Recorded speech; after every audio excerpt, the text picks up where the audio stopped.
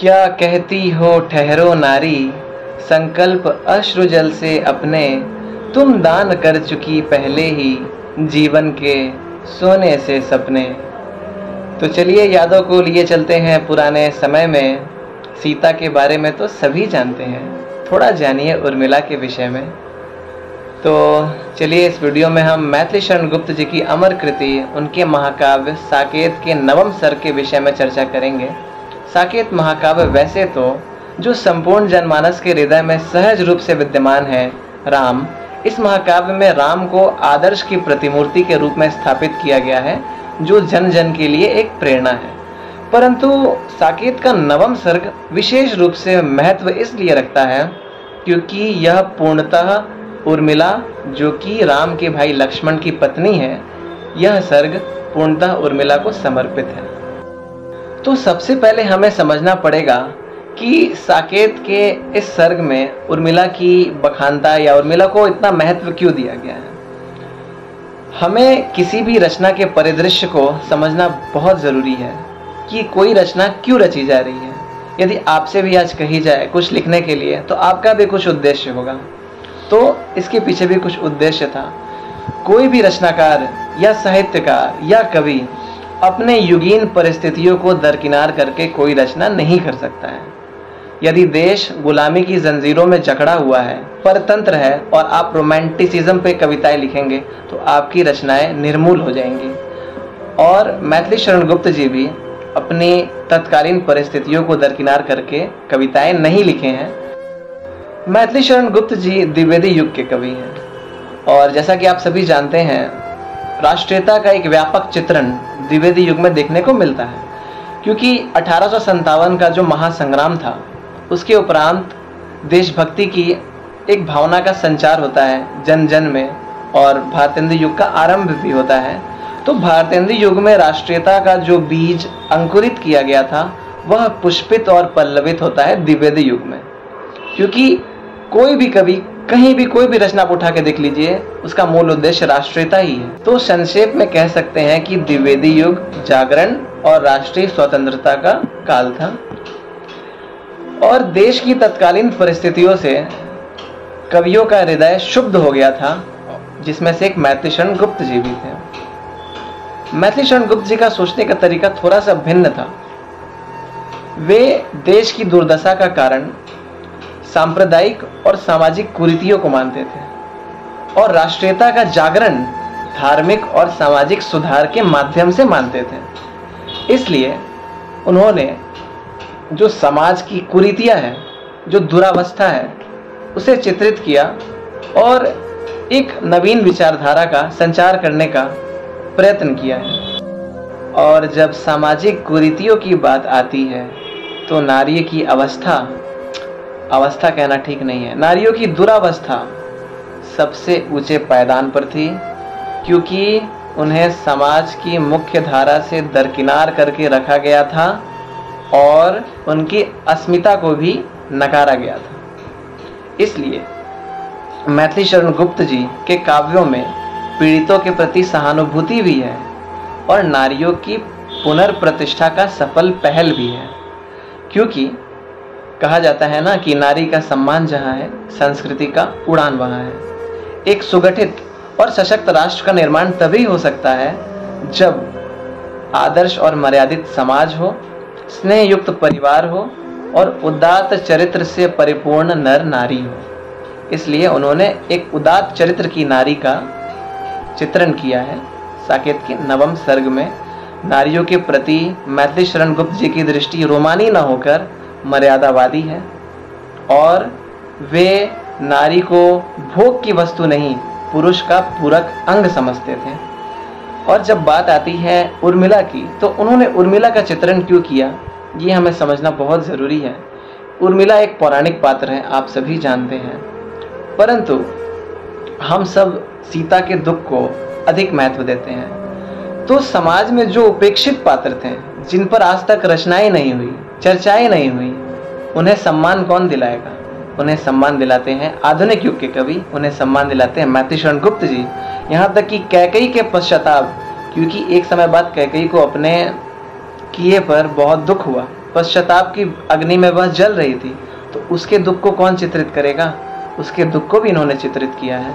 और यहाँ तक कि हिडिंबा जो महाभारत की पात्र है, आप सब यदि जानते होंगे, उसके दुख का भी चित्रण किया है मैथिली शरण गुप्त जी ने अन्य कविता में। हिडिंबा भीम की पत्नी थी, आप जानते होंगे, असुर योनि की थी। तो ऐसे करके जो, और भारतेंदु हरिश्चंद्र जी ने दशरथ के विलाप का भी चित्रण किया है कि दशरथ पर क्या बीत रहा होगा। उन्होंने क्या जानकर अपने हृदय पर पत्थर रखकर राम को वनवास जाने को कहा, तो वह विरह की अग्नि में कैसे जल रहे होंगे। तो इन सब पर चर्चाएं कौन करेगा? जिन्हें समाज की मुख्य धारा से अब तक विमुख रखा गया, अब तक उन्हें जोड़ा नहीं गया, लेकिन वे भी उतने ही महत्व रखते हैं, वे भी समाज के लिए आदर्श ही हैं, उदात्त चरित्र ही हैं, परंतु समाज ने उनकी जो उपस्थिति है या उनके महत्व है उसे दरकिनार किया। तो उन्हें सम्मान कौन दिलाएगा? उन्हें सम्मान दिलाएंगे आधुनिक युग के कवि, और मैथिली शरण गुप्त जी इसके लिए बहुत प्रसिद्ध भी हैं कि उन्होंने उपेक्षित या बहिष्कृत पात्रों को अपनी रचनाओं में बहुत ऊंचा दर्जा प्रदान किया है, ताकि हम उनके बलिदान से भी, उनके दुखों से भी, उनके संताप से भी अवगत हो सकें। उर्मिला का दुख मायने क्यों रखता है? अभी तक मैं रचना में आया ही नहीं हूँ, ऊपरी बातें बता रहा हूँ, और यही समझना बहुत जरूरी है। परिदृश्य, उर्मिला का दुख क्यों मायने रखता है? ऐसा कहा जाता है, ऐसी मान्यता है कि पत्नी यदि कांटों में भी चल रही है परंतु अपने पति के साथ है, तो वह उसके लिए सबसे सुखद पल है। लेकिन पत्नी महल में भी विश्राम कर रही है या समस्त सुख साधनों से युक्त है, लेकिन अपने पति के वियोग में है, अपने पति से विमुख है, तो वह पत्नी के लिए कोई मायने नहीं रखता, क्योंकि पत्नी का सुख पति के साथ ही है। और इसीलिए सीता का दुख कहीं ना कहीं उर्मिला के दुख के सामने थोड़ा छोटा नजर आता है, क्योंकि सीता जैसी भी है अपने पति के साथ है। कितने दुखों से वे पीड़ित हैं, कांटों में चल रही हैं, वन बाग में वे संघर्ष कर रही हैं।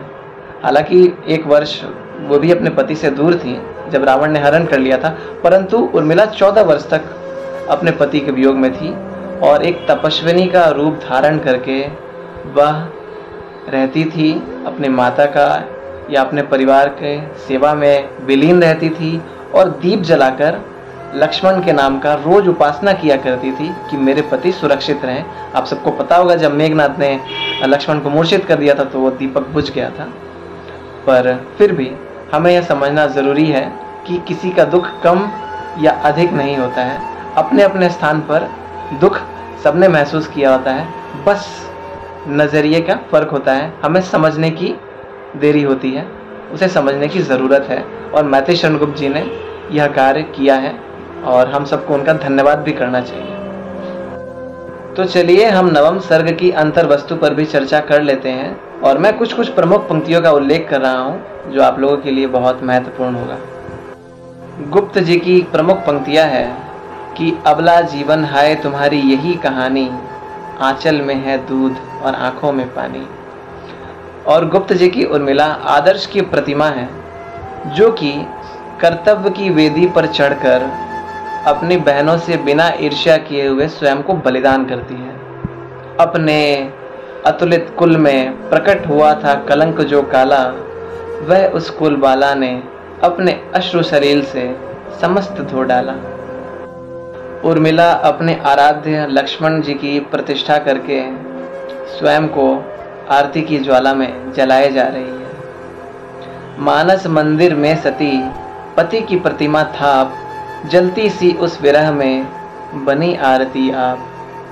आंखों में प्रिय मूर्ति थी, भूले थे सब भोग, हुआ योग से भी अधिक उसका विषम वियोग। उर्मिला चित्रकूट को आधार बनाकर स्वयं का परिचय देती है, और जहाँ जहाँ लक्ष्मण है वहाँ वहाँ वह स्वयं को पाती है। मिथिला मेरा मूल है और अयोध्या फूल, चित्रकूट को क्या कहूँ रह जाती हूँ भूल। लक्ष्मण के वन गमन का समाचार सुनकर उर्मिला भी सीता की ही भांति वन में प्रस्थान करने की इच्छा रखती है, परंतु लक्ष्मण जी के मना करने के बाद वे स्वयं पर कैसे भी नियंत्रण पाती है। तो उसके लिए पंक्तियाँ लिखते हैं कि तू प्रिय पथ का विघ्न न बन, आज स्वार्थ है त्याग धरा, हो अनुराग विराग भरा।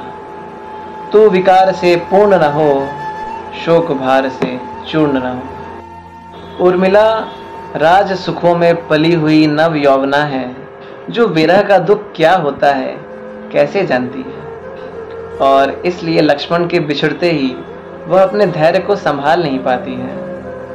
और 14 वर्ष का विरह काल तो उसे व्यतीत करना है, परंतु साथ ही साथ अपने पति के साथ बिताई हुई कुछ मधुर स्मृतियां भी है, जो उसके हृदय में दस्तक देना आरंभ कर दी। और इसलिए वह वेदना को अपने जीवन का प्रमुख स्तंभ मानने लगती है और वेदना को कहती है कि वेदना ही जीवन का मूल है। वह कहती है कि वेदना तू भी भली बनी, पाई मैंने आज तुझी में अपनी चाह घनी। परंतु उर्मिला एक कर्तव्यनिष्ठ स्त्री है। प्रिय के वियोग के संताप के उपरांत भी वह अपने कर्तव्य पथ से बिना विमुख हुए अपने परिवार की पूर्ण निष्ठा के साथ सेवा करती है और समर्पित रहती है। बनाती रसोई सभी को खिलाती, इसी काम में आज मैं तृप्ति पाती। रहा किंतु मेरे लिए एक रोना, खिलाऊं किसे मैं अलोना सलोना। दिन रात अपने स्वामी के ध्यान में मग्न रहने के कारण उर्मिला स्वयं को ही भूल गई है। उसे विश्वास है कि जिस प्रकार विरह अग्नि में वह जल रही है, उसी प्रकार लक्ष्मण भी दुखी होंगे। गुप्त जी ने इस प्रसंग को पतंगे का दीपक के प्रति समर्पण के माध्यम से व्याख्यायित किया है, जो कि प्रेरणादायी भी है और अभूतपूर्व भी है। दीपक और पतंगे की वार्ता मानो लक्ष्मण और उर्मिला की वार्ता है। छोटे से प्रसंग, दोनों ओर प्रेम पलता है, सखी पतंग भी जलता है, दीपक भी जलता है। तुम महान मैं लघु पर प्यारे, क्या ना मरण भी हाथ हमारे। शरण किसे छलता है, दोनों ओर प्रेम पलता है। इस विरह की अकाट्य स्थिति में जब कामदेव उर्मिला को सताते हैं, तो वह कहती है कि मैं अबला हूँ, मैं वियोगिनी हूँ, कम से कम मुझ पर तो दया करो, मुझे फूल मत मारो, मुझे फूल मत मारो, मैं अबला बाला वियोगिनी, कुछ तो दया विचारो, मुझे फूल मत मारो। तो बहुत बहुत धन्यवाद। मुझे आशा है कि आपको यह प्रसंग बेहद पसंद आया होगा और आपकी ज्ञान राशि में कुछ वृद्धि हुई होगी। बहुत बहुत आभार।